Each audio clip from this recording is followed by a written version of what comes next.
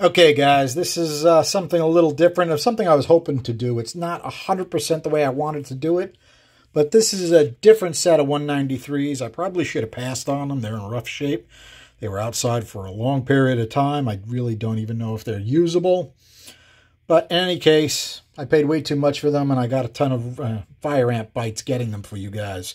I also picked up a stock throttle body injection manifold that we're going to do some testing with. So what I did with these is I wire brushed them, took some of the garbage and filth off of them, got all the sand out of them and the fire ants, and did a flow test with the stock intake manifold, and it's actually a modified throttle body. I couldn't find my stock throttle body. I'm almost sure I have one somewhere. But what I did was I did a little experiment, and I'll show you the change I did on the throttle body versus the way it is stock. And it really didn't show any CFM advantage on a stock head, stock intake manifold at all. But in reality, I know I've done the mod that I'm going to show you on the throttle body on completely stock engines, and it definitely gave it a kick in the pants. Was it huge? No. But you could feel it. You could feel it on tip-in, okay? Because it presents better air volume when you open the blades and it sucks in a big gulp of air. It's tough to see the blue, but completely stock, we got a nice powdering of blue on that chamber. You can even see it a little bit all the way over by the exhaust. Okay, these came out of a 93 Tahoe. The nice guy, young guy that I picked these up from, he said at some point that Tahoe had been up to the windshield in water. He had one of those snorkel scoops. I guess he was playing with it in the swamps. And, of course, that may have been the death of this engine, too. He could have hydrolocked it. I don't know. He said the bottom had a tap. Well, it was seized up solid because it had been outside for a while. In any case, since this is a 93 throttle body, it was towards the end of their production run. Notice how much different that bowl is. Now, there are some small block Fords that have that ridge, and what I think they're trying to do with it is kind of like the small block Chrysler valves that have the big evaporation ridge at the end. And some of the old Chevy valves have that as well. I think they're using it as an evaporation ridge. I don't know that for sure, but that's what I think they're doing. And the other throttle body injection heads we have do not have it. So that makes me think maybe they changed that design later in their production. I'm sure somebody knows, but I'm just guessing. In any case, let's see if it's hard to see because the ports are so dirty and filthy. But you can see we actually got a decent movement of our liquid in that bowl. And oh, that's really cool. Okay. Well, we got evidence of what that ridge does right here. Look at that. That's awesome. Look at the way the Dykem flowed right around that ridge. Do you think maybe that was the purpose of that? Yeah, it's a wet flow system. You know, it's throttle body injection. It basically squirts, liquid fuel out. It doesn't really atomize it. So, intake manifold heat would be important, especially on a stock application, right? Evaporate that fuel best you can. And something like this could be a big help. Interesting. Really interesting.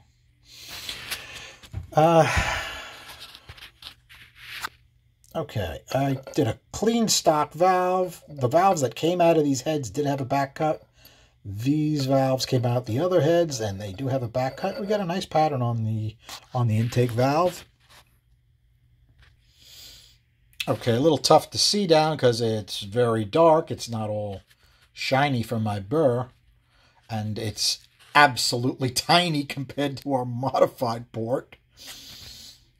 But you can see how the liquid hits that bolt boss, and then it hits the back of the bowl, and then it goes up to the chamber. Remember what it was originally designed for, right, guys? It's designed for a heavy pickup truck, low-end torque, good economy, good emissions. How do you get good emissions with a crappy fuel injection system? You got to band-aid it a little bit. That's what the swirl heads really are about, right? They're getting the turbulence in the chamber to get a cleaner burn instead of the way Ford did it, where they put a much better fuel injection system on it and kept the standard design heads. All right, they did try a swirl head, but it was masking half the valve, so the flow was horrendous. Okay, just a look inside the completely stock setup. Yeah, it's really, really tight and tiny compared to what we're used to looking at. Okay, not perfect in every way like Wi-Fi. I couldn't find the metric bolts for this, so I kind of fabbed up something I could actually put it together and hold it tight to the manifold. You can see the throttle body has been modified. I can't tell you how many years ago I did this. But what I do is the original design has a big lip here, right? It comes up.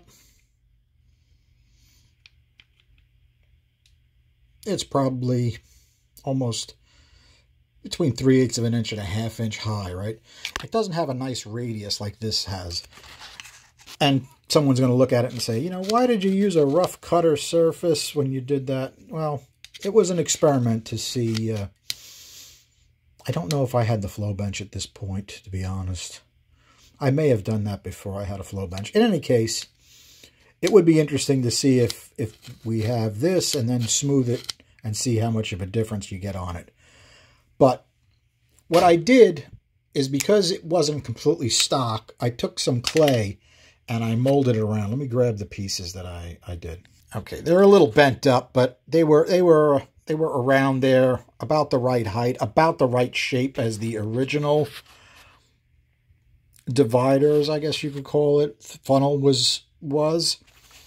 And on this setup, going through the stock manifold, it made absolutely no difference. This radius here made absolutely no difference, and not even a CFM difference, because that's probably not where the restriction is at this point.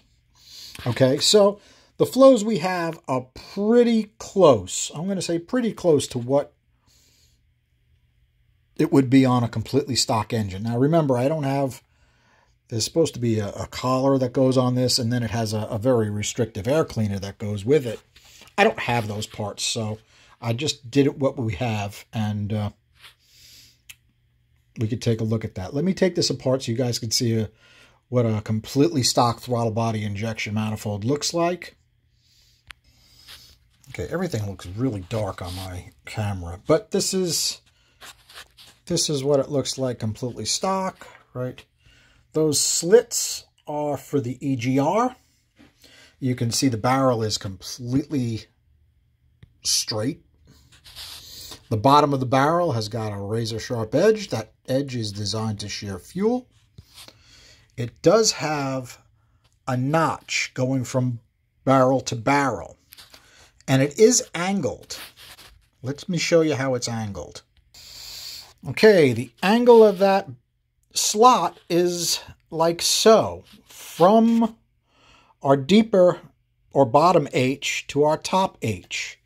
Why do you think they would like to get air and bring it over to the top H?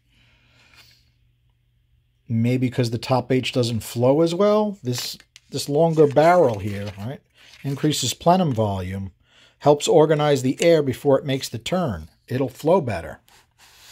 Now, which port did we test out of? We tested out of the upper H, number 8, because number 8 usually is a pretty ugly runner. No sense in using a good runner if you're going to prove how crappy something is, right? As far as the runner layout, it's very similar to typical 2-barrel, 4-barrel layout as far as the patterns. Okay, I think they're slightly different as far as like this curve here is just a touch different. And they are a little bit different on the inside. We'll get to look at them as well. Okay, at least this intake is in fairly decent shape. I think it's interesting how certain runners have this flat notch. It's very interesting. And it's not on every runner. It's not even like it's on, all right, it's on a lower H here. It's on an upper H here. All right, it's on a lower H here. It's on an upper H here. It's on a lower H.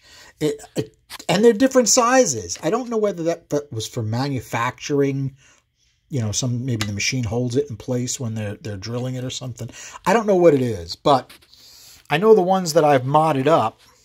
Now I've got two intakes we can test against this stocker. I have one with a modified plenum that had a lot less work, and I have one that I went off the deep end like a Brzezinski DV, where I went through it and cut holes in the runners and put dividers in the runners, and just nuts. I mean, well over 100 hours worth of work into a 2-barrel throttle body injection manifold. That's my original from '88. And I also cut it for the bigger barrels. I was using a 2-inch Holly at one point. These are, I think, 111 something. I don't remember. In any case, it's going to be tough to see in here. But it's nothing special, believe me. You know, the runners are quite small. And let's measure if the upper H is got a bigger runner than the lower H. That'll be interesting to see. Okay, I'm having trouble seeing tonight. I don't know whether it's the lighting or what, but I can't see a thing. So this looks like a really tight lower H, right? Relatively square. This looks way more generous, okay? So I'm going to say it's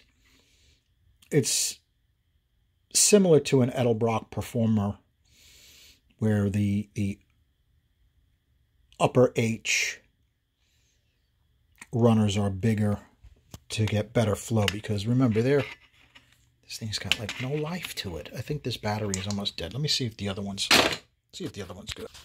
All right, I think this light's a touch better, and I still can't see anything. Sorry, guys. Technical difficulties. Okay. I went in there with a pair of feelers, but these have so many lumps and bumps and things in the way. You see all the casting marks and stuff that are in there? It's tough to get a measurement. In any case, I've taken these and ported them out. They definitely work a lot better after they have, you know, a huge amount of work done to them. This huge plenum here, I believe, is I know what they're doing here. This is a water passage, okay? It goes up through here, goes all the way through here, and all the way out. Why would it have such a massive water passage? No other intakes have that. All right. Not only does it have the exhaust going through, it's got the exhaust going through two exhausts. All right. Two of these have crossovers on this side. Sorry, guys. Double crossover, right? So we've got two exhausts going through here. That's going to add a ton of heat to the manifold. And you have hot water going through the bottom of the manifold because it's a crappy wet flow system. Okay? That's why they did it. You know, it also has water passages in the back, right? These attach up to here.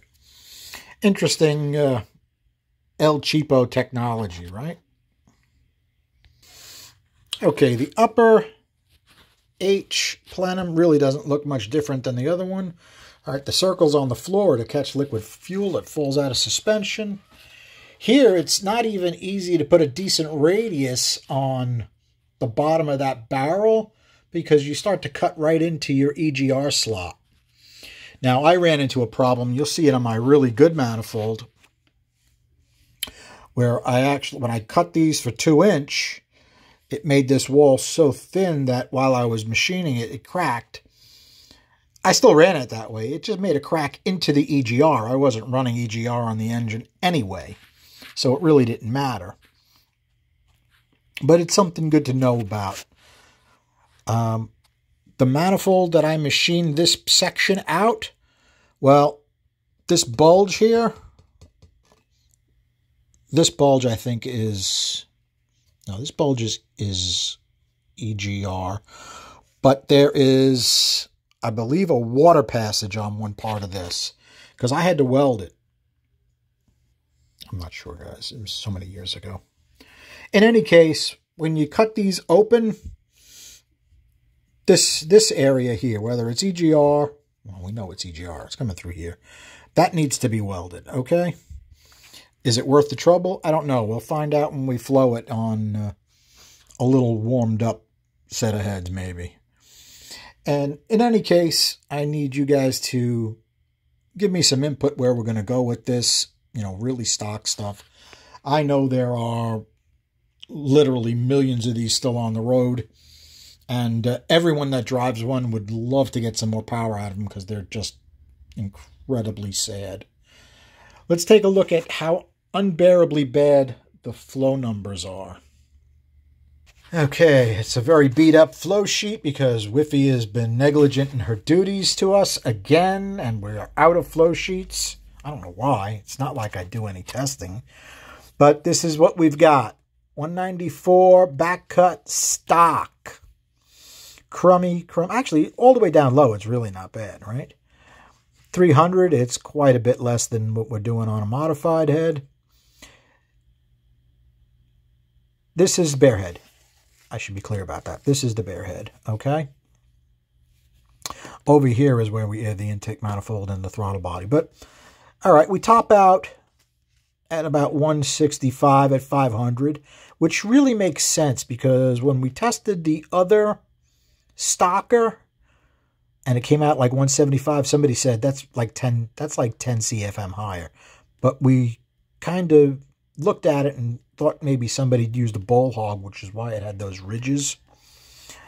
And that would make sense that it would flow a little better than this one. This one I know is completely stock. This was an engine that was never touched since it was built. Interesting swirl curve. I think this is quite a bit less than what we had on our first one, because I remember our first one went up to like 3,500. Now, did the swirl curve change that much with 10 CFM? We have seen that before, right? Where the CFM goes up and our swirl goes up. All right, this is our exhaust. On 1.5, I did have to I did have to grind it because they were in rough shape. But other than that, it's completely stock. And they tap out around 125, which I think is about where we were last time. These were a little rusty. I did have to wire brush them. No big deal. This was all together. So this is throttle body, intake manifold, cylinder head. All completely stock. Where do we max out? Well, in reality, the stock cam is like 0.38. Okay? You put a street cam in it, that goes up to 500 lift. You got 139. All right. Go to Wallace Racing Calculators, type in street strip, 28 inches of vacuum. Our cylinder head flow is 139. It says we'll make 264 horsepower between 2,640 and 4,140 RPM. Now, this engine with the higher compression in a 1500 Tahoe made 210 horsepower. We clear that no sweat, right? Take a look at the RPM range that it's in. Red line is like 4,000. It all makes sense, right? It's more than enough to get the horsepower rating that they wanted to get at the time. That's all you need to do, right? The bean counters say, do it as cheaply as possible. Let's use the cheapest, crappiest fuel injection system we could possibly imagine. And that way we make more money. That way our wives are happier. It just makes total sense to me. All right, guys, I think I babbled on about this long enough. I said I'd put that clay on that throttle body. Made absolutely no difference whatsoever. Is the clay exactly the way that throttle body looks out of the factory? No, it was a little different, but I copied the best I could. In any case, it didn't change this number a bit because the restriction is probably the intake manifold. Okay? All right, guys. Long one tonight. But I hope you like this. Give me some direction what you want me to do. I have, these set of heads that I just picked up and this intake I just picked up. By the way, I paid too much for them. But then again, my buddy Johanna, I think his name is Johanna from Finland, sent me a huge amount of cash. I'm so thankful.